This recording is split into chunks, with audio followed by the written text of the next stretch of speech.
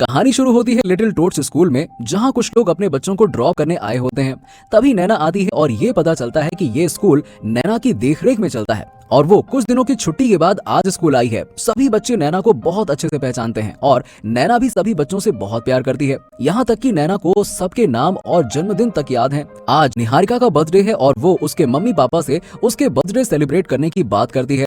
वो मना करती है पर नैना ये कहकर उसे मना लेती है कि वो सब मैनेज कर लेगी। साथ ही साथ उससे ये रिक्वेस्ट करती है कि निहारिका के ड्राइवर से केक मंगवा दे। स्कूल के दूसरे हिस्से में नैना अपने मंगेतर रोहित के साथ रहती है। रोहित एक वकील है और नैना ने भी क्रिमिनल लॉ की पढ़ाई की है। सबके जाने के बाद सिर्फ बच्चे, नैना की नौकरानी सावित्री और नैना ही स्कूल में होते हैं। नैना अपनी नौकरानी सावित्री को आधार कार्ड अपडेट करने के लिए छुट्टी दे देती है और वो बच्चों के साथ एंजॉय करने लगती है और धीरे धीरे सभी खिड़कियां और दरवाजे बंद करने लगती है। जैसे ही बच्चे कार्टून देखने में लग जाते हैं, नैना पुलिस को फोन करती है और कहती है कि उसके लिटिल टॉट्स स्कूल में 16 बच्चों को होस्टेज बना लिया गया है और उसकी कुछ शर्तें हैं। दूसरी तरफ सावित्री को पता चलता है कि वो आधार कार्ड स्कूल में भूल आई है। निहारिका का ड्राइवर केक लेकर आता है और नैना उससे अंदर आने को कहती है। अचानक से ड्राइवर की नजर नैना की बंदूक पर पड़ती है और वो घबरा जाती है। नैना उसे गन दिखाकर एक कुर्सी पर बांध देती है। इतने में सावित्री भी वापस आती है और मेन गेट बंद होने की वजह से वो पीछे के दरवाजे से अंदर आ जाती है। नैना उसे भी एक कुर्सी में बांध देती है। बाहर एक पुलिस ऑफिसर आता है और रिसेप्शन पे पता करने पर उसे पता चलता है कि किसी ने मजाक किया है। तभी उसकी सीनियर कैथरीन वहां आती है जो कि प्रेग्नेंट है और वो अपने डॉक्टर के अपॉइंटमेंट को कैंसिल करके यहां आई है। नैना ये सब खिड़की से नोटिस करती है।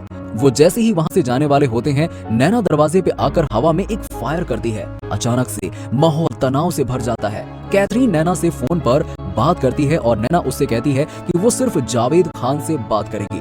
जावेद खान जो कि नाइट ड्यूटी पे था, सो रहा होता है। कैथरीन उसे फोन करती है और सिचुएशन के बारे में बताती है। जावेद लोकेशन पे पहुंचता है और ऐसा लगता है कि कैथरीन और जावेद एक दूसरे के साथ काम करना पसंद नहीं करते हैं। रोहित को भी ये सब कुछ पता चलता है और वो परेशान होने लगता है। जावेद नैना से फोन पर बात करता है और नैना उससे कहती है कि उसे 5 करोड़ रुपए चाहिए और बदले में वो एक बच्चे को छोड़ देगी। जावेद तुरंत उसकी डिमांड मान लेता है और इस बात पर उसकी कैथरीन से बहस हो जाती है। नैना एक वीडियो बनाकर सोशल मीडिया पे रिलीज कर देती है जिसमें वो अपनी डिमांड के बारे में बताती है और साथ ही साथ ये भी कहती है कि अगर उसकी बात नहीं मानी जाएगी तो हर घंटे एक बच्चे को मार देगी। ये वीडियो वायरल हो जाता है और लोगों में अफरा तफरी मच जाती है। कैथरीन कुछ और फोर्सेस को भी बुला लेती है और उन्हें वो अंदर जाने का ऑर्डर दे देती है। नैना ये सब न्यूज चैनल पर देखती है और तभी उसके घर का इंटरनेट कनेक्शन डिस्कनेक्ट कर दिया जाता है। नैना हड़बड़ा जाती है और वो जावेद को फोन करके धमकाती है कि कुछ लोग अंदर आने की कोशिश कर रहे हैं। जावेद जल्दी से सबको रोकता है और नैना को ऐसा लगता है कि कोई उसे सीरियसली नहीं ले रहा है। वो सावित्री के फोन से इंटरनेट शेयर करके लाइव वीडियो पर एक बच्चे जिसका नाम आकाश है उसे गोली मार देती है।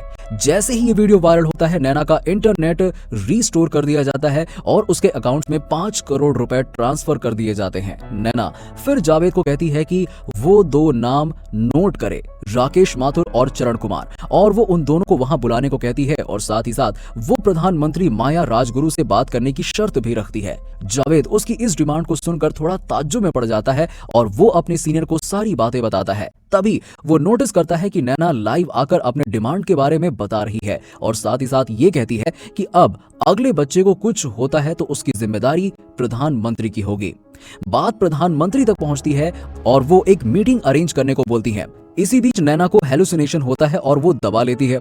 फिर वो एक बच्चे को छोड़ देती है। प्रधानमंत्री एनएसए चीफ और होम मिनिस्टर से बात करती हैं और दोनों ही नैना से ना बात करने की सलाह देते हैं। रोहित वापस आता है और जावेद उससे नैना के बारे में पूछताछ करता है। रोहित उसे नैना की मां के बारे में बताता है। जावेद अपनी टीम को उसकी मां के लोकेशन के बारे में पता करने को बोलता है। माया राजगुरु नैना की लाइव वीडियो देखती है जिसमें वो कहती है कि अगर प्रधानमंत्री उससे बात करेंगी तो वो 2 बच्चों को छोड़ देगी। काफी विचार के बाद प्रधानमंत्री नैना से बात करती हैं और तब नैना कहती है कि वो सबको छोड़ देगी अगर प्रधानमंत्री उसके घर आए और आमने सामने बैठकर बात करें।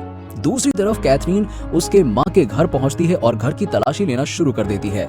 वहां उसे नैना की मां की तस्वीर और कुछ एंटी डिप्रेशन पिल्स मिलती हैं नैना का कंप्यूटर चेक करने पर उसे एक मेडिटेशन सेंटर का बिल मिलता है। नैना अपने वादे के मुताबिक 2 और बच्चों को जाने देती है। सीनियर ऑफिसर्स जावेद को बताते हैं कि प्रधानमंत्री अब नैना की कोई बात नहीं मानेंगी।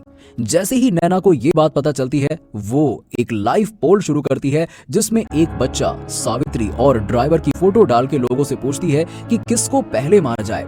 माया राजगुरु को जैसे ही ये बात पता चलती है, वो अपनी टीम को फटकारती है। दूसरी तरफ नैना की मम्मी को मेडिटेशन सेंटर से हिरासत में ले लिया जाता है। सावित्री नैना को इशारा करती है कि उसे वॉशरूम जाना है, खोलती है, जैसे ही नैना पर हमला कर देती है और ड्राइवर को भी खोल देती है।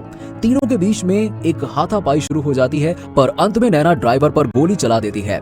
गोली की आवाज सुनकर बाहर हड़कंप मच जाता है। तभी नैना फिर से लाइव आती है और बताती है कि ड्राइवर भागने की कोशिश कर रहा था और उसने उस पे गोली चला दी है, और साथ ही साथ ये भी कहती है कि अब वो उन तीनों को मार देगी। माया राजगुरु ये सब टीवी पर देखती है। राकेश माथुर को कैथरीन और उनकी टीम हिरासत में ले लेती है और कैथरीन की बात नैना की डॉक्टर से भी होती है और ये पता चलता है कि नैना जब 16 साल की थी तब से वो डिप्रेशन की दवाइयां ले रही है। नैना को मैसेज मिलता है कि प्रधानमंत्री आ रही हैं और वो किसी को नुकसान ना पहुंचाए।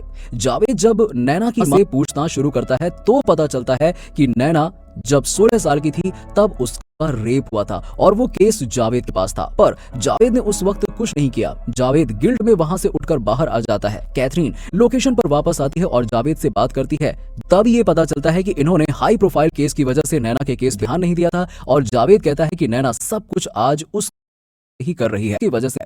तभी माया राजगुरु वहां पहुंच जाती है और जावेद पीएम को सब कुछ बताता है। वो नैना से बात करती है और नैना उनसे अंदर आने को कहती है, पर वो ये कहकर मना कर देती है कि नैना ने एक बच्चे को मार दिया था और उनका अंदर आना उनके लिए सेफ नहीं है। नैना फोन को होल्ड पे डालती है और सावित्री और आकाश को बाहर भेजती है। इसका मतलब नैना ने आकाश को गोली नहीं मारी थी। फिर नैना कहती है कि उसने किसी को नहीं मारा है और अब पीएम उससे आकर मिल सकती हैं। जावेद नैना से फिर से बात करता है और बताता है कि उसकी माँ अब उसके पास है और उसे सब कुछ पता है। नैना अपनी लास्ट डिमांड रखती है। जावेद माया राजगुरु के साथ अंदर जाते हैं। नैना और जावेद एक दूसरे पर पिस्तौल तान के खड़े हो जाते हैं। माया राजगुरु के इशारे पे दोनों पिस्तौल नीचे करते हैं और नैना कहती है कि एक बार सारी बातें हो जाएं, फिर वो सबको अपने साथ ले जा सकते हैं। बातचीत शुरू होती है और सब कुछ लाइव होने की वजह से बाहर कैथरीन और बाकी लोग भी सब देख रहे होते हैं। नैना माया की तरफ लैपटॉप घुमाती है और सेंड बटन दबाने को कहती है और बताती है कि ये जो 5 करोड़ रुपए हैं वो रेप रिहेबिलिटेशन सेंटर को भेजे जा रहे हैं। इसके बाद नैना रेप कन्विक्टेड के लिए कैपिटल पनिशमेंट के लॉ को पास करने की बात करती है। माया राजगुरु कहती है कि इन सब चीजों में टाइम लगता है। फिर नैना बताती है कि राकेश माथुर ने उसका रेप नहीं किया था, पर उसने उसका रेप होते वक्त उसके हाथों को दबोच रखा था और उसकी आंखें नैना की तरफ बेरहमी से देख रही थी। माया राजगुरु कहती है कि वो उसके रेपिस्ट को ढूंढेंगी। इस पर नैना कहती है कि उसकी जरूरत नहीं पड़ी, उसका रेपिस्ट वहीं पर बैठा हुआ है और ये पता चलता है कि वो ड्राइवर ही चरण कुमार है, उसी ने उसका रेप किया था और वो नाम बदल के अपनी जिंदगी जी रहा है। वो बताती है कि 3 हफ्ते पहले उसने उसको देखा और जब वो निहारिका को स्कूल छोड़ने आया था और उसको ये डर हुआ कि किसी दिन अगर निहारिका के साथ वैसा ही हुआ जो उसके साथ हुआ था तो इसीलिए वो उसको नहीं छोड़ेगी। इतने में कमांडो घर के अंदर आने लगते हैं और नैना अपनी पिस्तौल ड्राइवर पे तान के पूछती है कि क्या उसने नैना का रेप किया था। मौका पाते ही चरण जावेद की पिस्तौल ले लेता है, पर वो पिस्तौल लॉक्ड होती है। नैना उस पे गोलियां चला देती है। कमांडो अंदर आ जाते हैं और नैना को कस्टडी में ले लेते हैं। सारे बच्चे अपने पेरेंट्स से मिलते हैं। नैना की लास्ट डिमांड यही होती है कि वो जब जावेद अंदर आए तो उसका पिस्तौल लॉक्ड रहे और यह दिखाया जाता है कि माया राजगुरु ये प्रपोजल संसद में रखती है। 6 महीने बाद नैना जेल में रेप पीड़ितों को पढ़ा रही होती है। कैपिटल पनिशमेंट लॉ पास हो चुका है और इसी के साथ फिल्म एंड हो जाती है।